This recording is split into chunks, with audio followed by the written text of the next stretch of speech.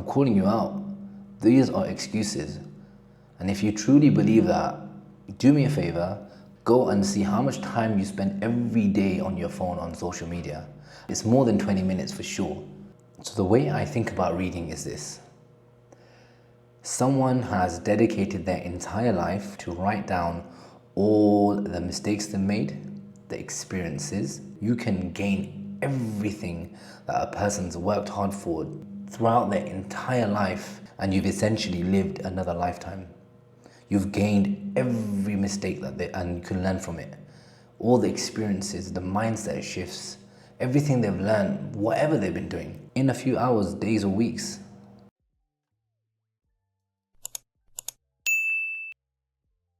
The more that you read, the more you will know.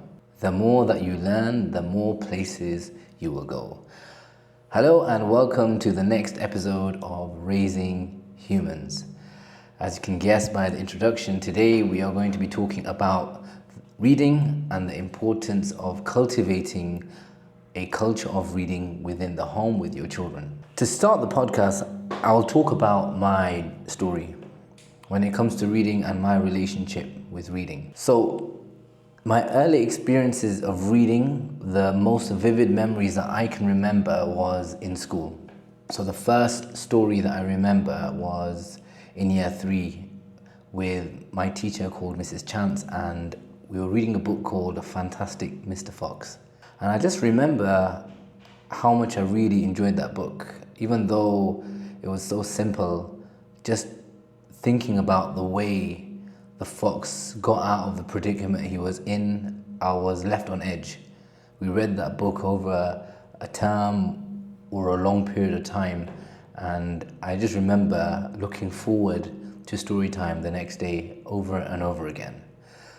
The next story I remember, and probably the most powerful, was in year 5 and year 6. So in primary school I had a teacher called Mr. Green, and he read to us a book called The Hobbit. And I remember the book, and it was this thick book that we were reading, and we used to sit around story time, and usually for about half an hour, 45 minutes, he'd read this book to us. And I just remember how much I loved that book, purely because the way he read it was amazing. Like every time he was reading as a character, he would change his voice. So when he was Smeagol, he'd change his voice, or when he was any of the other main characters, he'd change his voice. And we read that book cover to cover over the period of a year or two. And I just remember just loving that book so much. And when I think about reading and my early experiences when it comes to reading, I remember that narrative, the way he read it. I can still think of that story in my mind, and I still remember the way that he sounded.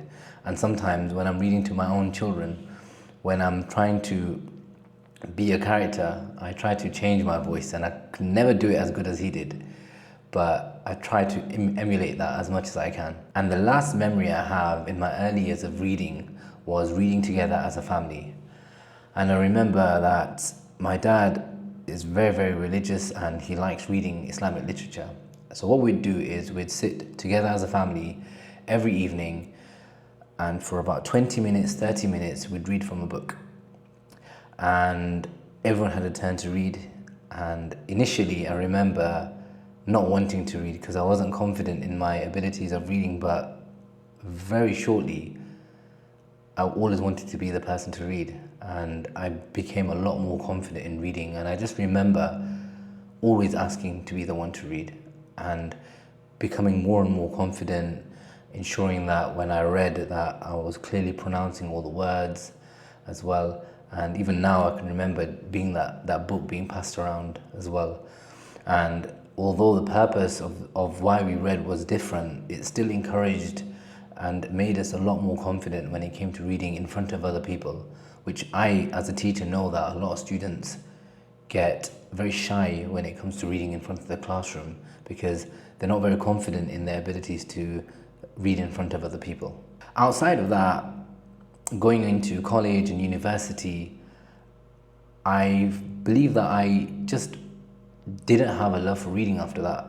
And in college and university, the only time I would read was because I had to for my studies, and usually it was very, very dry pieces of text. So when I was reading, it further enhanced my hatred of reading, because everything I was reading I wasn't enjoying.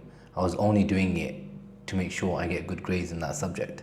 The turning point came when I was introduced to two books, and these two books completely changed my life. The first one was a recommendation from a friend's father, and it was the autobiography of Malcolm X.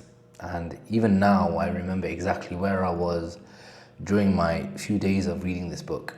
And I was up late at night reading, and just the story of Malcolm X and the things how it's going through, and the way that book was written was just so amazing. I remember there were certain points during that reading where I just closed the book after reading that page and just thought about what I was reading and what he was saying. And there was one point within the book when he was in prison and he just started to read. So he finished reading the dictionary, and there was a quotation of after he read an autobiography, and just said that he was just so amazed when he read that book. So what he was saying in this book was that the price this person paid for the wisdom he learned from the mistakes that he made, he's learning it for free. And the life experiences that he went through over a period of his entire life, he's put this in his book. So all the mistakes he's learned from, the life experiences, the mindset he's cultivated over 60 to 80 years of his life has all been put into one book. And this one book we can read in a course of hours if we wanted to, and we can absorb all that information and learn from all these mistakes for free, even though this person paid for these mistakes heavily. And just that quotation, I remember just closing that book and thinking, that makes a lot of sense. That a book is essentially someone's entire life, everything he's learned in one book, and it may take you a few hours or weeks to learn from that, and all of a sudden you've just gained all that information, and you've essentially lived a lifetime, and you've got a lifetime worth of knowledge in one book, in a book that's worth maybe a few pounds. And I was just amazed just thinking about that. And I remember finishing that book and just thinking, wow, like I was just blown away by the entire story I read. And it was just, I just remember thinking like, I'm never going to stop reading ever again. The second book was a book called How to Win Friends and Influence People. Now this is a book where I purchased it, and it wasn't very expensive at all. And I was recommended this book by several people, but as soon as I got it, and whenever I was reading it, when I was traveling somewhere or wherever I was, as soon as someone read that book, they made fun of me, because they were thinking, look, do you not have friends, or like, why are you reading that book? Well, a lot of people don't understand. The people that haven't read that book don't understand that it's not just about that. The pieces of wisdom in that book, the stories and the way that it's written, I believe I've read it at least 3 times. These two books single-handedly changed the way I thought about reading and the benefits of reading, and which is why I'm so passionate, even as a teacher, that I ensure that my students are always reading. So the way I think about reading is this. Someone has dedicated their entire life, or a large portion of their life, to write down all the mistakes they made, the experiences, their mindset or their change of mindset over their entire life, and they've encapsulated it in one book. Now, me and you, we can buy that book for a few pounds on Amazon. It'll be delivered the next day. It'll take you a few hours, days, or weeks.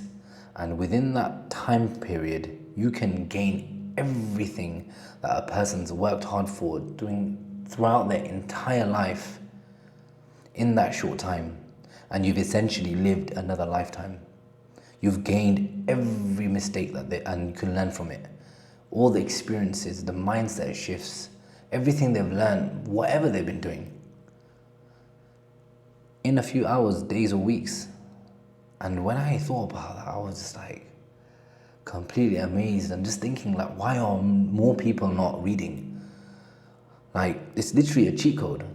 And I've said before, I'm really into video games, and it's like you've just found a secret hack or cheat that you can just skip levels or level up like times 10.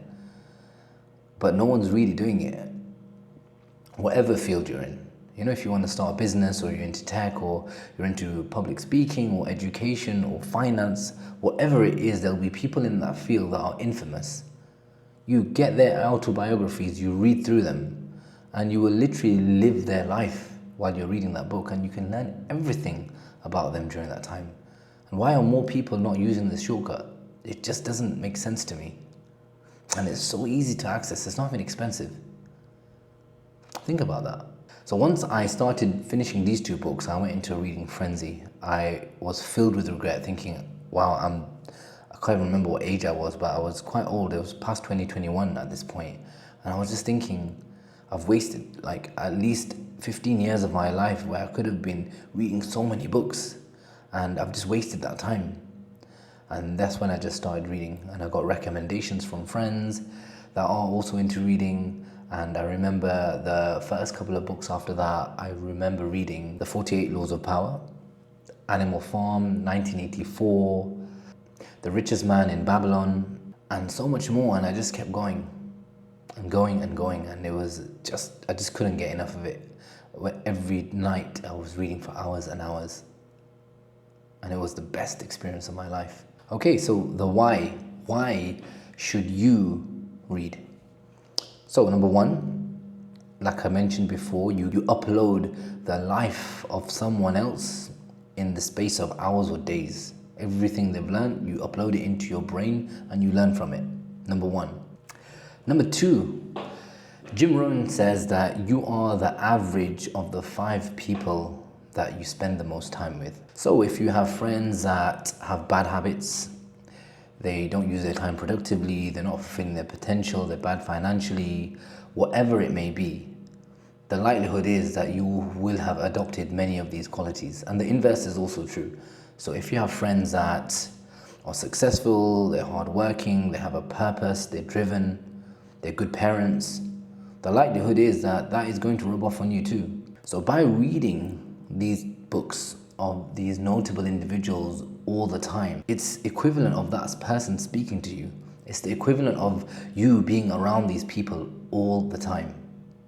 And therefore, the average of the people that you're with substantially increases. So even if you don't have ultra successful people around you, just by reading these books, it's as if they are with you all the time. Remember, 75% of self-made millionaires report reading at least 2 books every single month. Okay, number 3, single behavior, many positive outcomes. So if you've listened to my podcast previously, I've mentioned this thought. And this is the same thing I speak to parents about. Every single parents' evening, we've had one just a few weeks ago. Parents are always asking, what can I do to ensure academic success in my child? And this is the question that I always get asked, and this is the one thing I'll say. Read. If we could choose only one thing that we could encourage our child to do, forget everything else. Tuition, writing, anything else you can think of that is there to increase your child's aptitude to academics, the single thing that I would do consistently is reading. Here's a statistic for you. A student that reads 20 minutes a day will be exposed to 1.8 million words every single year, and on average will score in the 90th percentile when it comes to standardized tests. Think about that. 20 minutes a day. So if we encourage our children to read 20 minutes before they go to bed, you are drastically impacting their academic success. Not only that, it has a whole host of benefits. Remember, single behavior, many positive outcomes. They'll be able to read effectively, they'll be able to write efficiently, they'll be able to communicate better because they've got more words in their arsenal to use. They'll be great communicators. They'll be better at speaking confidently in front of other people, better at public speaking. Generally, I believe that their confidence will be significantly better than those people that don't read. Okay, so very interesting, Muhammad. You've talked about your own journey and why it's important for me as an individual, but as parents, how does this apply to me as a parent? Number one, lead by example. So many parents come to me and tell me that my child isn't reading. How do I get him to read? I've tried everything, but he's not reading. But the most important thing for you, and I've said this before, is children don't listen to what you say. They listen to more at what you do. Actions speak louder than words. So lead by example. Think about it. If you are telling your child to read, but you use your free time to sit and watch TV or scroll social media, then what do you think they're going to do when they get older? What type of behavior are you modeling for them? If reading is so important as you say, Mum, Dad, then why don't you do it? If it's so beneficial, why don't I ever see you do it? And it's a valid point. I go out of my way to make sure that my kids see me reading. I don't have books, I use a Kindle. And whenever we go on staycations or we're on holiday or even just before I go to bed, I'm reading something, wherever it may be, and they'll see me read all the time. And therefore they know that actions speak louder than words. And when Isa asks me why, I tell him exactly why I love reading. Number two, create a culture of reading. So if you as a parent, you don't read much and your children don't read at all, then start something where every single week, once a week for 15 minutes, you as a family come together in a room and we read. And we don't have to read together. We can read individually, read whatever we want to read as well. And just to create that culture and slowly increase that more and more. And in the UK, you have libraries which we can go to and borrow books every single week. And even in Dubai, there's a place called the Old Library where you can go and it has the same concept. So we have 7 books we take out and we can take it over a month and the kids will come home, they'll read it at different times. So Isa will read it before bed and sometimes he'll read it to Adam instead. So create a culture of reading. Have a space in your home, like a reading nook, where it's designed just to read. And therefore that will encourage kids to read more and more. Number 3, don't give them a choice. They have to read. And therefore they can say either you go to sleep or you read. So this is how I first started with Isa. I put him to bed really early and I know he wasn't going to sleep. So I said, look, you can sit in your bed. You can't do anything. There are these books here. If you want to read them, you can. I got him a reading light, so he's able to do that. And very soon, there was a culture of reading. He'd get into bed, turn the light on, and he'd be reading. And every night, just before going to bed, there were books next to him as he fell asleep. And that's the culture that we've created. And now he's enjoying it. He'll come to me and tell me these stories. He was reading Captain Underpants the other day, and it's a very silly book, but still he was excited to tell me that this is what he's read, or look at this picture, look what's happening here. What you can also try is give them a choice. By that, what I mean is find out what they enjoy. If they like football, then read an autobiography of a famous footballer, or read a book about football tactics. Whatever they like, even if it's Minecraft, there's stories about, like Issa's reading a story about Minecraft right now, and I'm not really sure what it's about, and I'm sure he'll tell me when he finishes, but find their interests. I guarantee you there'll be a book on that. So just get that for him, or go to the library and rent one out. Don't give them any excuses. So another thing that you can try, and I think is absolutely brilliant, is use ChatGPT to create stories. So let me give you an example. What we did was we sat together, Isa Adam together, and we started writing down a story that we would create. So, okay, tell me the main characters of your story. And it was just Isa and Adam, and they made them superheroes, and it's basically a rip-off of PJ Masks, where during the day they were normal students, and then in the evening they'd get changed and they become superheroes, and they both had different powers. And this is the prompt that I created. So this is who they are, and this is their abilities, etc. And then I'd save that prompt and then add prompts to that. So every single day, so I'd say, okay, in this story, I want this to happen, and they'd choose they'll get into a cave and they'll fight a monster, or they're saving the villagers from something, whatever it may be. They'll think of the story themselves. And I'd add that into the prompt. And then sneakily, what I would do then is, outside of that, I'd add my own prompt and say, okay, this is the story, these are the characters, but add a lesson, weave into this the lesson of kindness or looking out for each other, whatever issue I felt that they had in that week. So maybe being kind to a younger brother, or protecting him, or not teasing him or mocking him, or whatever it might be. So whatever story I'd read that day, and I would also give the prompt, make it this many words, or so it lasts 5 minutes, for example. And it tell me the story, whatever they've created, and they have that message underlying that theme as well that I wanted. And that's what we'd do, and every day it would be a different story, and they were so into it because they created the characters and they created what was going to happen as well. And then I would just weave in my own story, and they absolutely loved it. And what you could do is, initially it was just me reading, so the reading age was quite high. And then as Issa began to read more and more, what I would do is I'd add the prompt, change the story so it's suitable for the reading age of, and whatever it might be. So now Issa's reading himself. And then when Adam came into the picture, it was Issa reading to Adam, and I'm just there. And this is a way for us to make story time so much more enjoyable. And not even that, you have good quality time with the kids, and you can talk about the story and what they learned and what was the best part of it. But it does take time to prepare beforehand. And that's the catch. Anything worth doing that's going to give you good amount of quality is going to take time. And you need to be prepared to put in that time. Because I believe you me, these are memories that they will remember. Something interesting I came across was the philosophy to reading with his family from Patrick Bett. And what he says is he uses books as a form of currency in his home. So what he tells his kids is that they don't receive any pocket money. So what he says is the only way for his kids to get pocket money is by completing books.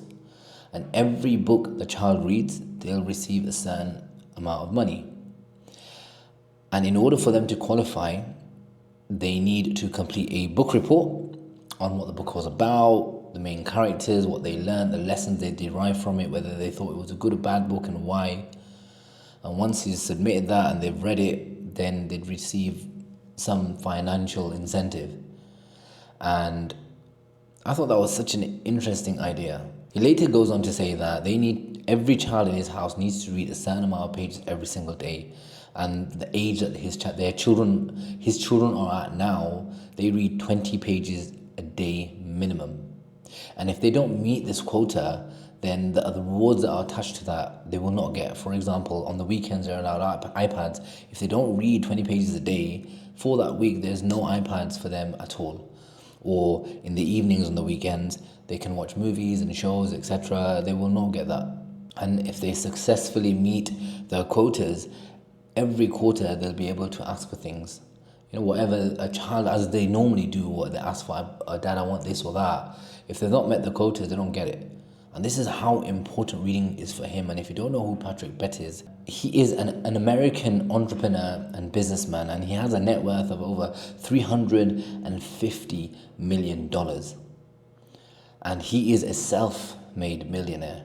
And this is the advice he gives. So if you've not heard of him, search him up, because he has some amazing gems when it comes to reading, being a good businessman, entrepreneur, but most importantly, how to raise a family. Okay, so we all know the benefits of reading. This is probably not the first time you've heard of this. Even as a parent, you know how important it is to encourage our children to read. So why aren't we? And the very simple answer to that is excuses. You're making excuses. Oh yeah, I'll try. Oh, I've got a book now, but how many of us have had books that are on the cupboard next to where we sleep, but we've never even opened it? Or we've got books in our bookshelf, but we've never read it. Or we use the excuse that I just don't have time to read. I'd love to read, but I just don't have time. I'm calling you out. These are excuses. And if you truly believe that, do me a favor, go on your phone, wherever it's an iPhone or an Android, there's a way for you. Go to settings or wellness. Go and see how much time you spend every day on your phone on social media. And I guarantee you, it's a significant portion of time. It's more than 20 minutes for sure. And therefore, that shows that you do have the time. You're just not using it properly. And therefore, all the excuses you have, And if you feel that your child isn't reading as much as they should, the problem starts with you. We need to take accountability and have that discipline that we need to do it ourselves first. Even before we even mention reading to the kids, we need to be doing it ourselves first, enough that they start seeing that difference, enough that they see you reading. And over time, they'll want to read themselves because they always see you read. What I want you to do as parents is, before even telling your kids to read, spend 15 minutes a day reading, wherever that may be. If you're traveling, before you're sleeping, even if you're putting the kids to sleep, just read. Get a Kindle. It's the best thing you'll ever get. And I've got the simple Kindle. It looks like you're reading something from teletext, but the battery life is amazing. It'll last you weeks and weeks, and books are cheaper when you have it on Kindle anyway, and you can take it around with you wherever you go. They're not even that big. So get a Kindle, 15 minutes every day for a month, and then you start encouraging your child to read as well. And whatever, like everything I've said, if you don't find it interesting, it doesn't matter. Find something that interests you, a topic that you enjoy, and get a book on that and force yourself to read every day, 15 minutes. I do it before bed. That's probably the best time to read. So that's all for this week. If I could leave you with one message: single behavior, many positive outcomes for you as a person, for you as a parent, and for your children. The single thing that you could do to benefit your life and the life of your child, to increase their likelihood of success, is reading. So read. Thank you very much for listening.